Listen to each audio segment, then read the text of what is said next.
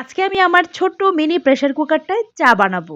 গ্রামীণ পরিবেশ সাথে যদি ১ কাপ গরম, গরম চা হয়, তাহলে কেমন হয় বলুন তো? একদম জমে ক্ষীর হয়ে যাবে, তাই না? হ্যালো এভরিওয়ান, আসসালামু আলাইকুম। ওয়েলকাম জানাচ্ছি মিনি কিচেনে আরো একটি লং ভিডিওতে। অনেকদিন পর একটা লং ভিডিও নিয়ে চলে আসলাম।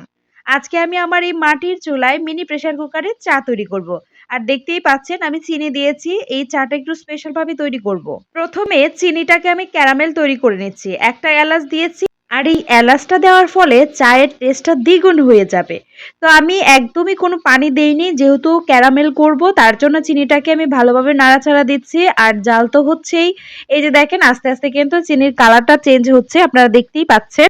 তো এই চাটা আমার অনেক বেশি ফেভারিট। তো ভাবলাম আপনাদের সাথে শেয়ার করি। আপনারাও এভাবে বানিয়ে খাবেন। অনেক বেশি ভালো লাগবে আপনাদের। তো এই যে দেখেন ক্যারামেলটা আমার হয়ে গেছে। এই যে আপনাদের একটু কাছ থেকে দেখাই।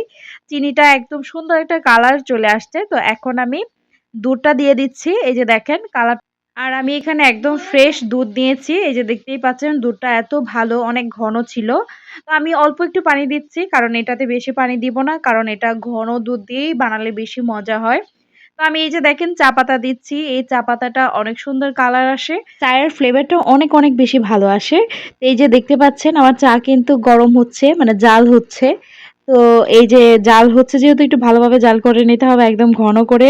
একদম মালাই চা যেরকম হয় এরকমভাবে ঘন করে খেতে হবে।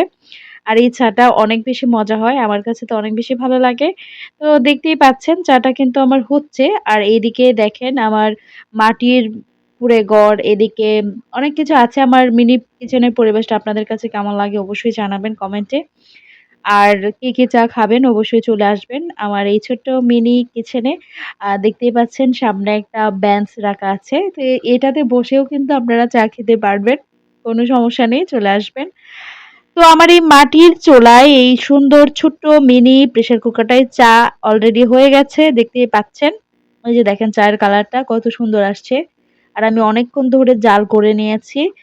আর এখন আমি এই যে দেখেন একটা মাটির পেয়ালা এটাতে নিয়ে চাটা খাবো। কারণ এই মাটির পেয়ালায় চা খেতে অনেক বেশি ভালো লাগে। মাটির পেয়ালাতে যখন আমি চাটা ঢালবো তখন একটা পোড়ামাটির ঘ্রাণ আসে। এটা সত্যিই অনেক বেশি ভালো লাগে আমার কাছে। জানি না আপনাদের কাছে কেমন লাগে? আমার কাছে অনেক ভালো লাগে। তো এটাতে আমি চা ঢেলে নিচ্ছি। এই যে দেখেন আমার ১ কাপ চাই হয়েছে। আ যদিও আমার ছোট্ট মিনি প্রেশার কুকারটায় চা বানিয়েছি। এত বেশি হবেও না। ছোট একটা মিনি প্রেশার কুকার। এই যে দেখেন এক সাইডে তো কালি উঠেই গেছে। কারণ এই কিচেনে রান্না করতে গেলে কালির ঝামেলা তো আছেই। যাই হোক এটা ব্যাপার না।